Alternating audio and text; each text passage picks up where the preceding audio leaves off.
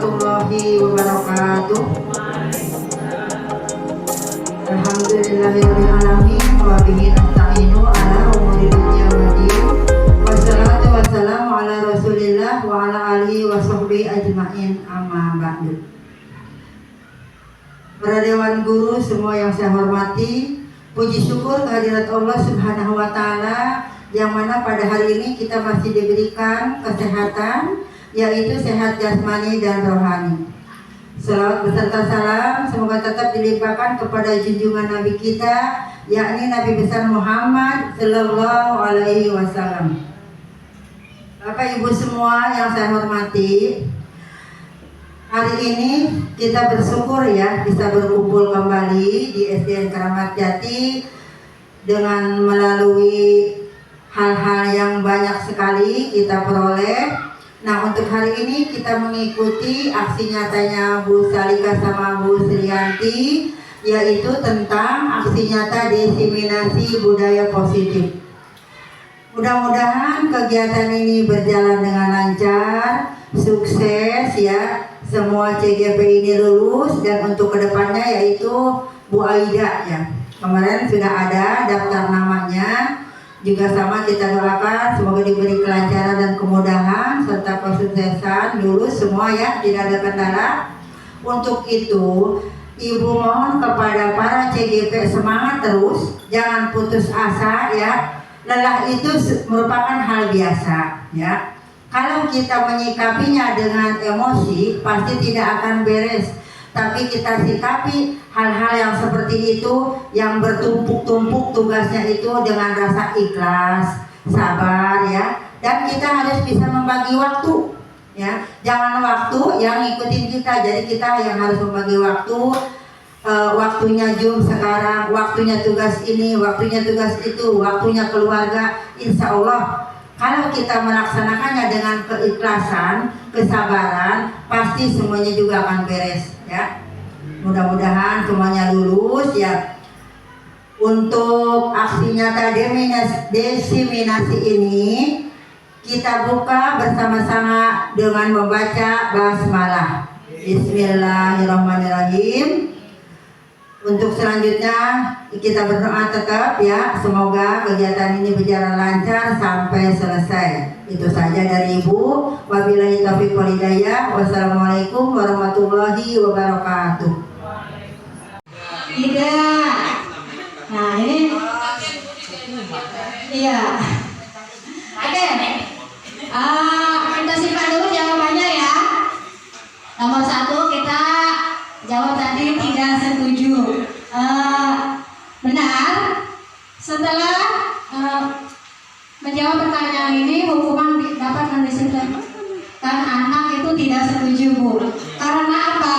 Hukuman itu bentuknya dari luar diri anak ya, eksternal. Jadi nanti si anak itu akan. Berarti yang ketiga itu dengan penghargaan maupun dengan hukuman itu sebenarnya tidak dianjurkan, karena itu merupakan motivasi dari luar diri anak tersebut, motivasi eksternal. Nantinya akan berimbas, si anak itu tidak akan ada kesadaran dari dalam dirinya. Nanti bergantung aja. Iya, kalau misal penghargaannya sering dapat, dia akan lebih motivasi lagi kan, lebih semangat lagi. Tetapi bila si anak itu tidak mendapat penghargaan, nantinya down. Apa namanya kalau dibilang mah tidak semangat gitu, sumeh. Lanjut Bu. Di dalam budaya positif ini, seorang guru yang baik, yang hebat, yang bisa menerapkan disiplin positif di sekolahnya. Disiplin positif itu memiliki beberapa konsep inti. Di antaranya adalah yang pertama, disiplin budaya positif itu ada konsep intinya, di antaranya adalah disiplin positif dan nilai-nilai kebajikan yang universal. Yang kedua, teori motivasi, hukuman dan penghargaan serta restitusi. Yang ketiga, keyakinan kelas. Yang keempat, kebutuhan dasar manusia dan dunia berkualitas. Yang kelima, 5 posisi kontrol guru. Yang keenam, segitiga restitusi. Lanjut Bu.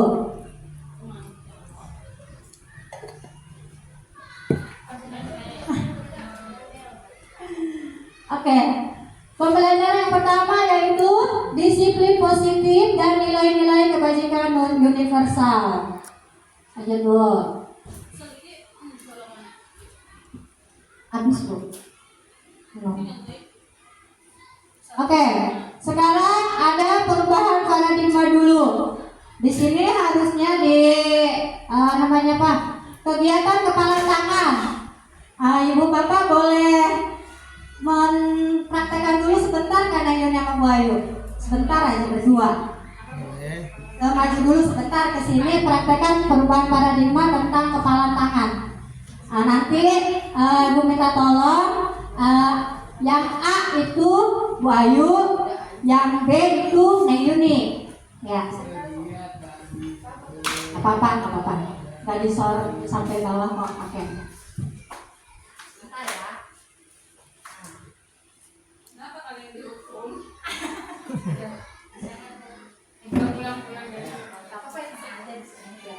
Ada itu. Artinya gini ya. Ada A dan B. A itu Bu Ayu dan B itu Bu Yuni. Sobleklah secari kertas kecil, tuliskan benda atau sesuatu yang sangat berharga untuk Anda. Misalnya kertas kecil ini sangat berharga sekali bagi Bu Ayu, misal. Letakkan di salah satu tangan Bu Ayu dan digenggam kertas kecil ini dengan sekuat tenaga, gitu. Buatlah sebuah kepalan. Teman B, Neng Yuni, itu akan mencoba dengan sekuat tenaga itu dengan berbagai cara kepada Bu Ayu untuk meminta benda tersebut yang di kepala tangan Bu Ayu, dengan cara membujuk, ngancam, ngarting, ngerayu, pokoknya bagaimana caranya agar dapat sih benda yang di dalam kepala Bu Ayu. Ini contoh ya. Oke, sekarang Neng Yuninya tuh ngerebut yang ada di benda yang di tangan Bu Ayu itu bagaimana caranya, pokoknya jangan sampai biar dapat tapi Bu Ayu tetap mempertahankan gitu. Ya silakan. Ayo Neng, ayo dikerut. Ayo Neng, ayo dibisik-bisik udah nanti dikasih apa.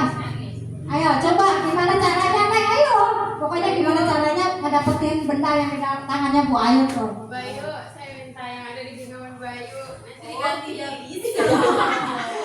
Dipaksa direbut, ayo nggak apa-apa. Pokoknya gimana caranya, ngancem loh, ya mana? Ngancam enggak? Enggak. Rayu udah. Nah coba, ayo pakai apa lagi sok? Bujuk, rayu, nyuap, disuap kan rayu ini berapa? Coba Bu Ayu yang maju. Dikerekam sih. Ayo coba, ayo Neng. Bu, kalau nggak dikasih saya pulang. Ayo gimana sok? Dikasih papan gitu, ayo buka gitu ya. Ya. Ayo, nggak dapat ya Neng? Ayo, sekarang apa yang terjadi? Lanjut. Yang berani yang Bu Ayu. Oke, lanjut ya.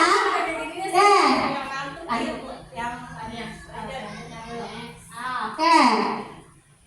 Kira-kira apakah Bu Ayu itu akan membuka kepala tangannya dengan bujukan tadi, dengan godaan atau dipaksa tadi dengan yang Yuni? Dibuka kan Adik? Tidak. Kenapa? Karena sangat berharga, betul. Yang nomor 2, apakah Anda akan bertahan dan menolak membuka kepala tangan sampai sekuat tenaga Anda? Sampai darah titik penghabisan gitu bahasa ini Pak. Ya, oke. Terima kasih. Terima kasih Neng Yuni sudah mempraktekkan dengan Ibu Ayu. Mangga. Nah, dari praktek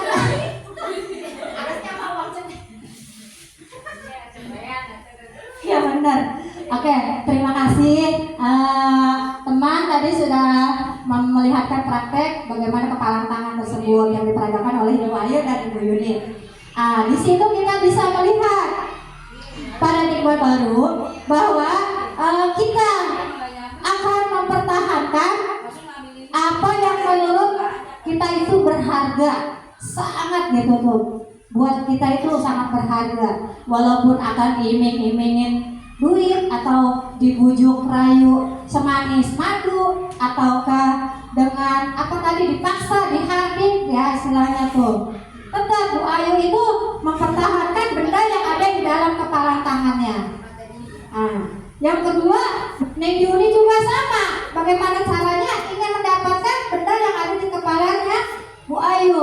Itu artinya Bu Ayu akan berpegang teguh yang bisa mengontrol tindakan dia. Apa yang akan dia lakukan adalah dirinya sendiri, bukan orang lain.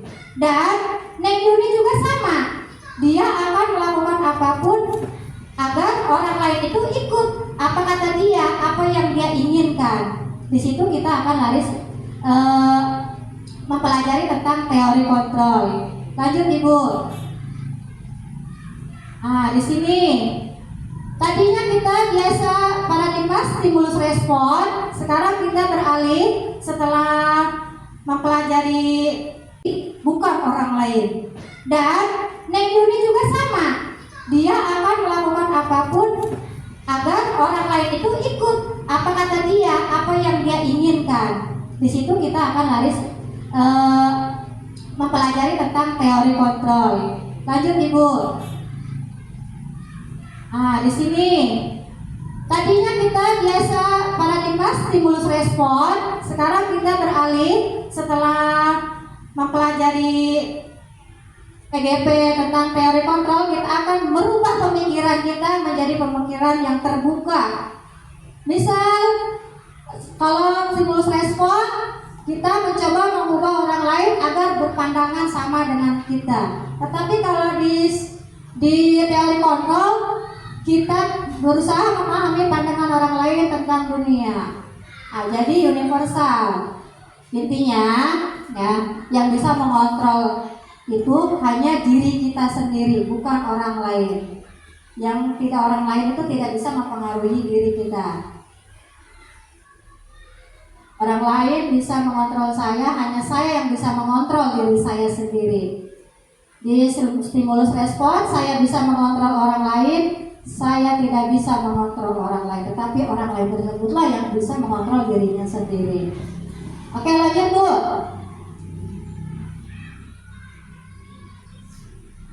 Di sini kita langsung kepada pembelajaran pertama tentang disiplin positif. Sebelumnya kita harus mengetahui dulu apa itu disiplin. Biasanya kita mengartikan disiplin itu patuh dan taat gitu pada aturan. Ya, tetapi secara bahasa Latin, disiplin itu berasal dari bahasa Latin yaitu disciplina, yang artinya belajar. Ya, belajar. Arti dasarnya adalah belajar, bukan ini. Makna asal dari kata ini berkonotasi dengan disiplin diri dari murid-murid Socrates dan Plato.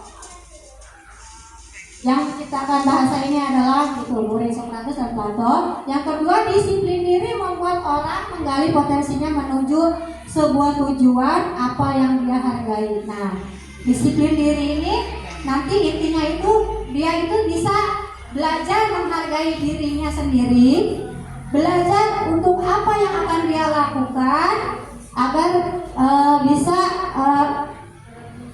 menghasilkan sikap positif yang bertanggung jawab dan juga mandiri. Oke, yang kedua, namun dalam budaya kita itu makna disiplin ini sudah bergeser, sudah berubah menjadi sesuatu yang dilakukan seseorang pada orang lain untuk mendapatkan kepatuhan. Jadi disiplin ini sekarang ini diartikan itu orang lain itu harus patuh pada aturan. Orang lain itu harus patuh pada apa yang sudah ditentukan. Kecenderungan umum adalah menghubungkan kata disiplin dengan ketidaknyamanan. Karena dipaksa, jadinya tidak nyaman, kurang kesadaran diri. Bukan dengan adanya kita saling menghargai karena terpaksa, atau pencapaian suatu tujuan yang mulia. Lanjut Bu. Disiplin positif adalah cara penerapan disiplin yang mengajarkan anak bertanggung jawab dan menumbuhkan kesadaran diri berdasarkan nilai-nilai kebajikan yang universal. Nilai-nilai kebajikan yang universal itu banyak, seperti yang berada dalam profil pelajar Pancasila. Di sini kita lebih menitikberatkan kepada nilai profil pelajar Pancasila yang keenam. Yang pertama, beriman dan bertakwa kepada Tuhan Yang Maha Esa dan berakhlak mulia. Yang kedua, mandiri. Yang ketiga, berkebinekaan global. Yang keempat, bergotong royong. Yang kelima, berpikir kritis. Dan yang keenam, kreatif. Nah, disiplin positif ini lebih ke arah disiplin diri yang dapat mengontrol diri dalam melakukan segala tindakan. Intinya harus ada dalam kesadaran dari dalam dirinya. Disiplin positif juga dapat membuat murid memahami dan menyadari berdasarkan motivasi internal, bukan dari motivasi eksternal seperti pujian, hukuman, ataupun penghargaan. Lanjut. Ya, nilai-nilai kebajikan universal adalah sifat-sifat positif manusia yang merupakan tujuan mulia yang ingin dicapai setiap individu. Nilai-nilai kebajikan ini bersifat universal dan lintas bahasa, lintas suku bangsa, agama, bahkan maupun latar belakangnya. Setiap perilaku perbuatan memiliki suatu tujuan menurut Dr. William Glasser pada teori kontrol. Dengan mengaitkan nilai-nilai kebajikan yang diyakini seseorang, maka motivasi intrinsik atau motivasi internalnya akan terbangun sehingga menggerakkan motivasi dari dalam dirinya untuk mencapai tujuan yang mulia tersebut. Nilai-nilai kebajikan yang dicapai oleh setiap anak Indonesia kita biasa kenal dengan profil pelajar Pancasila. Ya, seperti yang disebutkan tadi, beriman bertakwa kepada Tuhan Yang Maha Esa dan berakhlak mulia, mandiri, bernalar kritis, berkebinekaan global, bergotong royong dan kreatif. Lanjut Bu. Yang kedua, konsep yang kedua yaitu teori motivasi, hukuman, penghargaan dan restitusi. Lanjut. Nah, kita bisa lihat yang pertama, teori motivasi perilaku manusia yaitu pertama untuk menghindari ketidaknyamanan atau hukuman dari orang lain atau bisa jadi dari kepala sekolah kalau kita sebagai guru. Nah, apa yang terjadi apabila saya tidak melakukannya? Yang kedua, untuk mendapatkan imbalan dari orang lain atau institusi. Apa yang akan saya dapatkan apabila saya tidak melakukannya? Yang ketiga, untuk menghargai diri sendiri, saya akan menjadi orang yang seperti apa bila saya melakukannya. Untuk yang pertama, menghindari ketidaknyamanan dan mendapatkan imbalan atau penghargaan dari orang lain itu masuk kepada motivasi eksternal, yaitu motivasi dari luar diri orang tersebut, ya kan, ingin diberi penghargaan, reward, ataupun menghindari hukuman atau sanksi. Tapi yang ketiga ini adalah untuk menghargai diri sendiri dulu, kan? Kesadaran diri saya bahwa saya akan datang misal tepat waktu, tidak terlambat, itu karena ingin menghargai diri saya sendiri. Sadar akan kewajiban saya, sadar akan kewajiban siswa, misal kalau jadi siswa, itu adalah salah satu motivasi dari internal atau dari dalam diri seorang. Inilah yang menjadi tujuan motivasi internal, yaitu motivasi disiplin positif. Oke, lanjut Bu. Nah, merdeka menurut Ki Hajar Dewantara itu, merdeka itu artinya tidak terlepas dari perintah, akan tetapi juga cakap untuk memerintah diri sendiri. Ya kan? Merdeka itu bebas dari perintah orang lain, tetapi bijak cakap dalam memerintah diri sendiri. Lanjut dulu. Sekarang, apa itu restitusi? Restitusi itu adalah proses menciptakan kondisi bagi murid untuk memperbaiki kesalahan mereka, sehingga mereka bisa kembali pada kelompoknya itu dengan karakter yang lebih kuat. Restitusi juga merupakan proses kolaboratif yang mengajarkan murid untuk mencari solusi untuk masalah mereka dan bisa membantu murid berpikir tentang orang seperti apa yang mereka inginkan untuk diri mereka dan bagaimana mereka harus memperlakukan orang lain.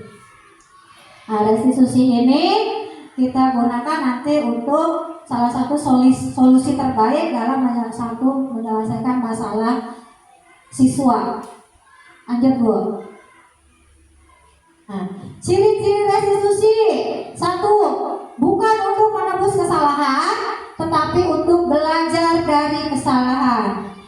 Yang kedua, memperbaiki hubungan yang tadinya kurang baik, setelah direstitusi akan menjadi lebih baik lagi. Yang ketiga, menawarkan, bukan dipaksa. Seorang guru akan menawarkan solusi dan siswa menerima, tetapi bukan karena paksaan, kamu harus begini, tidak. Tetapi solusinya kita akan memberikan penawaran bagaimana caranya agar siswa tersebut misal tidak terlambat lagi, tidak berantem lagi misal. Yang keempat, restitusi ini menuntut untuk melihat ke dalam diri.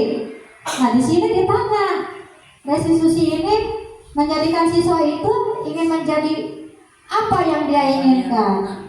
Apakah siswa itu ingin menjadi anak yang menghargai dirinya sendiri?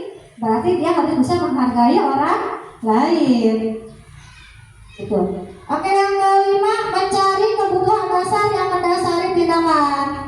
Yang keenam, cara yang paling terbaik di antara hukuman, punishment, dan penghargaan. Restitusi fokus pada karakter dan bukan tindakan. Nah, karakter ini adalah tingkah laku yang bisa dirubah dengan pembiasaan yang baik. Restitusi itu fokus pada solusi, bukan pada paksaan. Restitusi itu mengembalikan murid yang tadinya berbuat salah pada kelompoknya dan kembali dengan kekuatan karakter, kekuatan sikap yang lebih baik lagi, lebih bertanggung jawab, lebih mandiri. Lanjut Bu. Oke, poin yang ketiga pembelajarannya yaitu keyakinan kelas. Lanjut. Mengapa sih harus keyakinan kelas? Kenapa tidak peraturan kelas bahasanya? Ya Bu.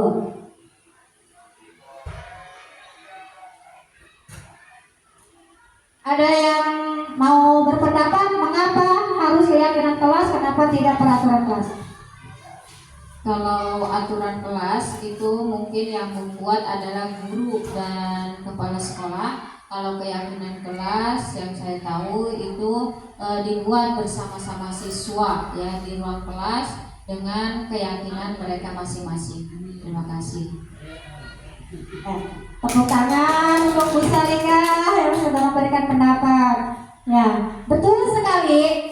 Karena kalau peraturan kelas atau peraturan sekolah itu guru dan kepala sekolah yang membuat tanpa melibatkan siswa. Jadi ada kegiatan nanti kalau siswa tidak melakukannya ada sanksi, bahkan ada hukuman di dalam peraturan.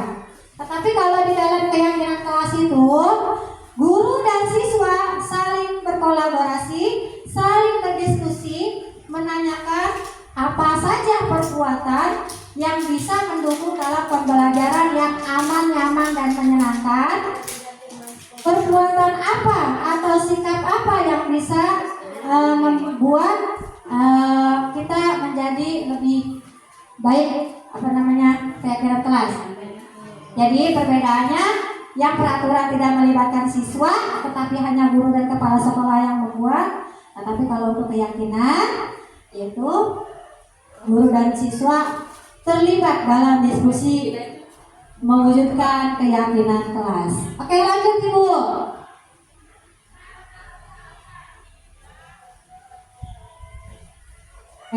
Keyakinan kelas bersifat abstrak daripada peraturan yang lebih rinci dan konkret. Keyakinan kelas berupa pernyataan universal. Pernyataan keyakinan kelas senantiasa dibuat dalam bentuk yang positif, sehingga keyakinan kelas hendaknya tidak terlalu banyak. Diambil saja poin-poin yang sama, kita jadikan satu poin, sehingga mudah diingat dan dipahami oleh semua warga kelas.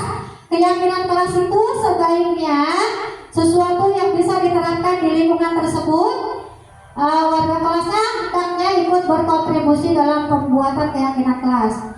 Makanya ada diskusi, ada pembagian post-it bagi anak, dan dalam menuliskannya dalam post-it tersebut keyakinan apa perbuatan yang bisa menunjang keyakinan kelas. Terjadi lewat curah kegiatan pendapat dan berusaha meninjau kembali keyakinan kelas dari waktu ke waktu. Nah, keyakinan itu atau Pak Bani itu si Angka sering nggak ngerjain piket, kabur terus. Nah, di situ Pak Bani langsung ambil tindakan, panggil si Angganya. Nah, panggil di tempat yang khusus, jangan langsung di depan anak. Ditanyalah, Angga, Assalamualaikum Angga, atau enggak selamat pagi Angga, gimana kabarnya? Nah, disapa dulu Pak Bani, jangan langsung tegur aja, apa nanti anak orang. Disapa dulu, kan? Ya jangan itu dulu, biasalah ngobrol-ngobrol, baru tuh diselingin. Angga, bener kata teman-teman, iya Angga nggak suka piket. Enggak Pak, piket. Biasa kan membela diri dulu kan biasanya kalau anak itu. Yang benar. Bapak tanya jujur, Angga piket enggak? Kemarin gitu. Ya ingat kan? Oh iya nggak piket. Jujur tuh Pak. Iya Pak, saya nggak piket. Nah, Angga tahu kan? Angga sudah berapa kali nggak piket? Hitung sama dia. Yang ingat Pak Bani katanya 3 kali. Wah 3 kali sudah banyak juga ya, gitu kan. Setelah itu, Angga tahu nggak? Angga itu membuat kesalahan nggak? Misal kayak gitu kan? Istilah kalau nggak piket itu perbuatannya baik tidak? Itu tuh bikin dulu Pak Bani. Biasanya anak kalau masih tinggi kelas bawah itu bisalah membedakan mana yang baik yang buruk dulu ya. Bisa. Misal kata siapa? Sudah baik Bu Eva gitu. Nah, kalau sudah tahu perbuatan tidak piket itu tidak baik, sebaiknya Angga gimana? Laksanakan piket Pak. Nah, sudah tahukah Angga keyakinan kelas apa yang sudah kita sepakati? Tahu. Apa coba sebutkan keyakinan kelasnya yang Angga langgar? Misal tidak menghargai orang lain, tidak tanggung jawab. Nah, itu sudah tahu keyakinan kelas yang Angga langgar. Nah, sekarang bagaimana caranya untuk memperbaikinya? Nah, ditawarin tuh Pak Bani nanya. Piket kelas Bapak nanti pas gagalnya. Baik. Nah, sekarang Angga sudah tahu apa yang akan dilakukan untuk memperbaikinya, yaitu dengan melakukan piket kelasnya sesuai harinya. Dan keyakinan kelasnya juga tentang bertanggung jawab. Bagaimana sih kalau misal perasaan Angga kalau piket kelas itu kelasnya akan bagaimana enggak? Kelasnya bersih kata dia. Nah, selain bersih apa lagi Angga? Terus aja tanya Pak Bani. Belajarnya juga nyaman Pak. Nah kayak gitu. Terus apa lagi? Kompak nggak dengan teman-teman kalau piket bersama-sama? Kompak. Nah di situ biar mereka itu tahu arti pentingnya tentang piket kelas. Kayak gitu Pak Bani. Ini tadi sudah mencakup ke validasi kebutuhan dan menanyakan keyakinan yang Bapak Ibu ya. Tadi itu conversation-nya atau percakapannya. Nah, di sini mungkin menstabilkan identitas itu manusiawi lah, kita sebagai manusia melakukan kesalahan. Ibu juga dulu pernah gitu kok Angga, Bapak juga dulu pernah gitu kok Angga, pernah piket, tidak melaksanakan piket gitu kan. Tapi Bapak sadar gitu kan kalau itu perbuatan tidak baik. Lanjut ke validasi kebutuhan. Tadi menanyakan alasan. Nah, kebutuhannya alasannya apa karena tidak piket? Kata si Angga, pengen buru-buru pulang Pak, lapar. Ada kan kayak gitu ya Bu ya. Kalau nggak tuh lupa. Kalau enggak apa gitu jawabannya. Biasanya anak kalau nggak piket apa Kak? Alasannya, Ibu. Buru-buru pulang. Ya. Lupa. Padahal ada tempel jadwalnya ya, Bapak Ibu ya. Yang ketiga tadi menanyakan keyakinan. Nah, keyakinan kelas kan sudah dibentuk, sudah ditempel dan akan dilaksanakan. Ditanya, ingatkan kembali keyakinan kelas apa. Gitu. Lanjut, Ibu. Nah, ini biasanya guru berkata banyak ya.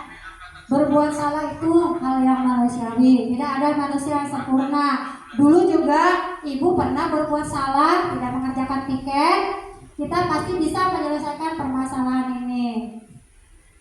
Ibu tidak tertarik untuk mencari tahu siapa yang benar dan siapa yang salah. Tuh kalau berantem tuh ya, Ibu tidak mau tahu siapa yang duluan. Maksudnya Tuhan, padahal udah tahu alasannya siapa gitu kan kenapa. Tetapi di sini Ibu pengen tahu bagaimana sih cara kalian untuk menyelesaikan permasalahan kalian ini agar tidak berantem lagi gitu kan. Kalau kamu menyalahkan dirimu sendiri terus-menerus, apakah itu bisa menyelesaikan masalah untuk dirimu? Tidak. Lanjut Bu. Yang tadi menstabilkan identitas, lanjut ke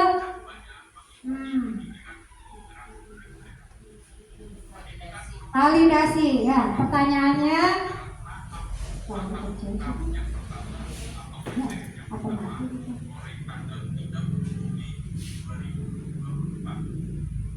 halo Bu.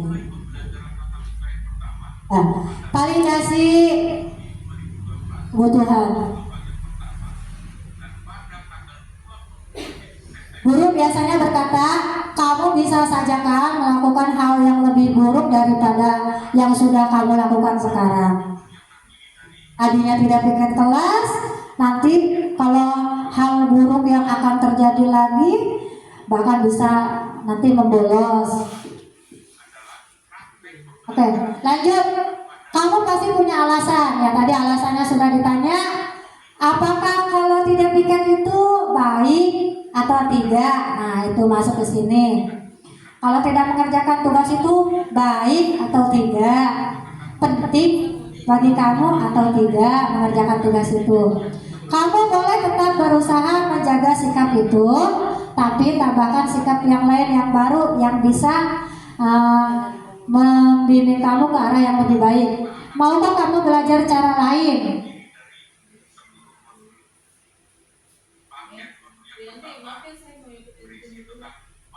Boleh di ruang ibu kepala. Mangga. Ini yang mana Bu?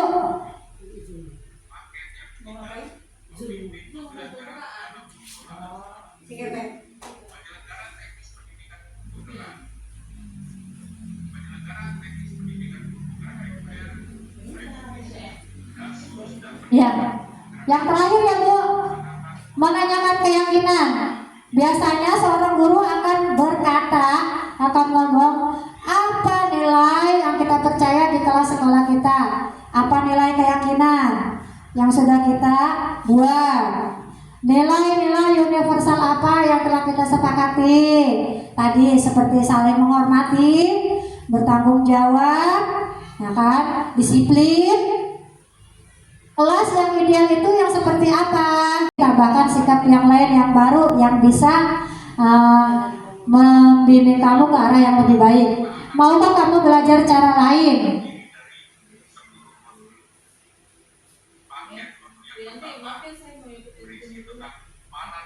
Boleh di ruang ibu kepala. Mangga, mangga. Ini yang mana, Bu?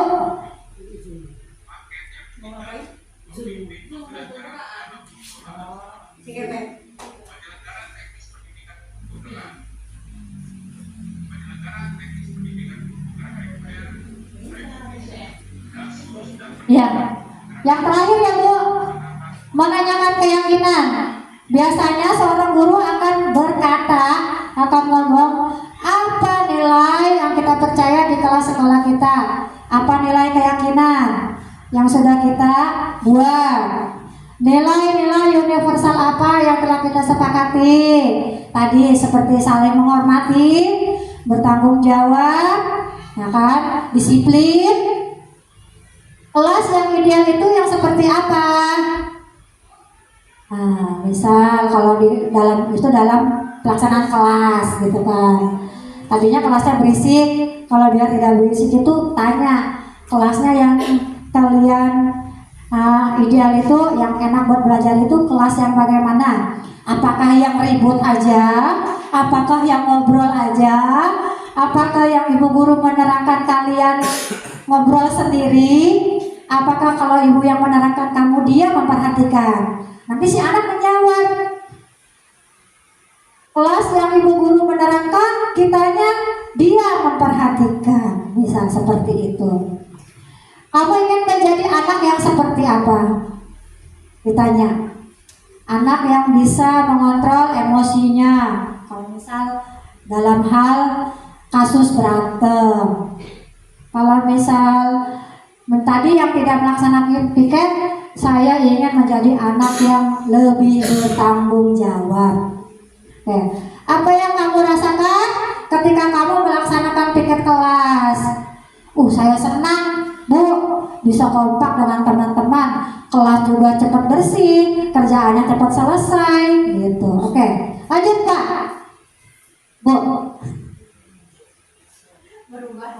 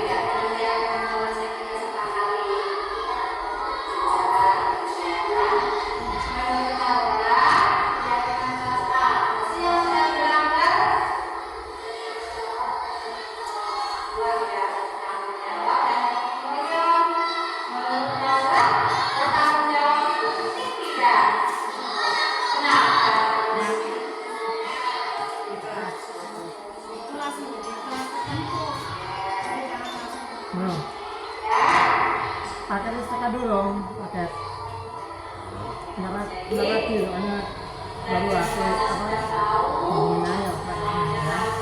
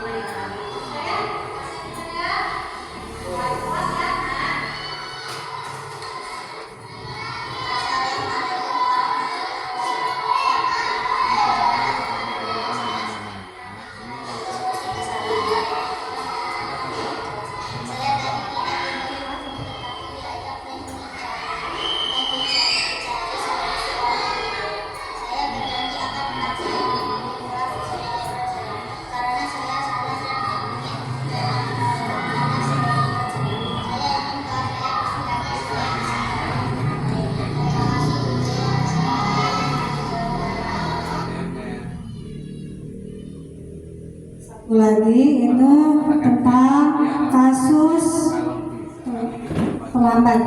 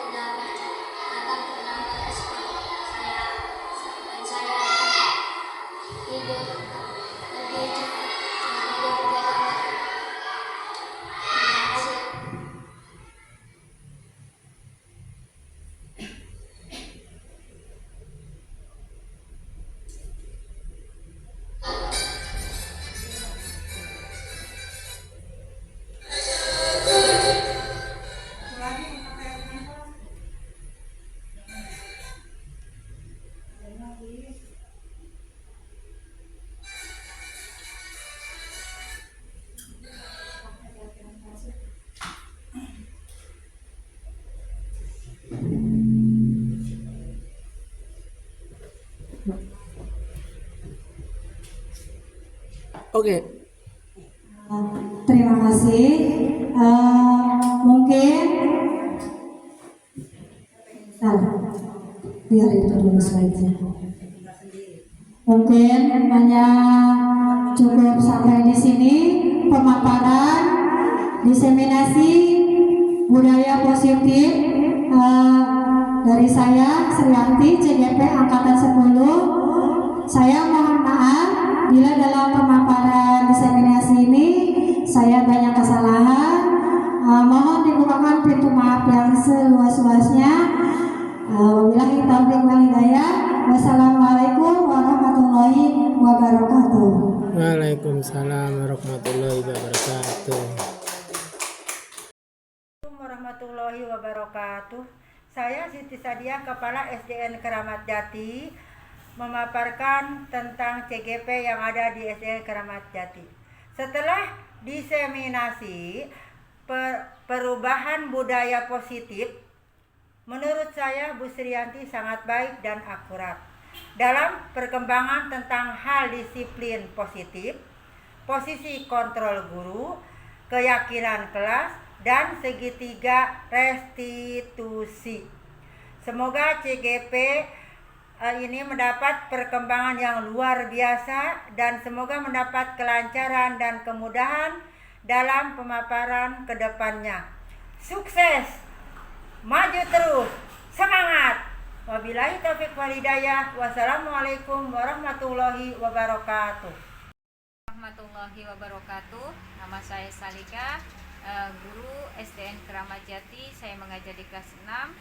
Setelah saya mengikuti pemaparan diseminasi dari Ibu Sriyanti, alhamdulillah ada poin-poin yang tercerahkan mengenai budaya positif. Nah, sebelumnya kami tidak tahu apa itu restitusi, segitiga restitusi, keyakinan kelas, dan sebagainya. Setelah Bu Yanti memaparkan, alhamdulillah kami akan melaksanakannya nanti di kelas. Selamat untuk Ibu Sriyanti CGP Angkatan 10. Tetap semangat, jangan kendor. Assalamualaikum warahmatullahi wabarakatuh.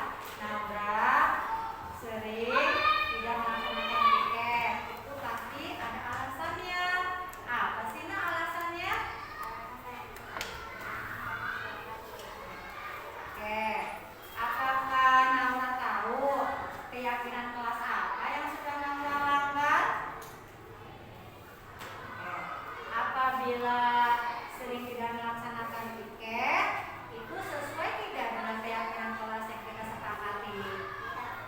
Tidak, ya. Menurut Aula, keyakinan kelas apa sih yang sedang dilanggar? Dua ya.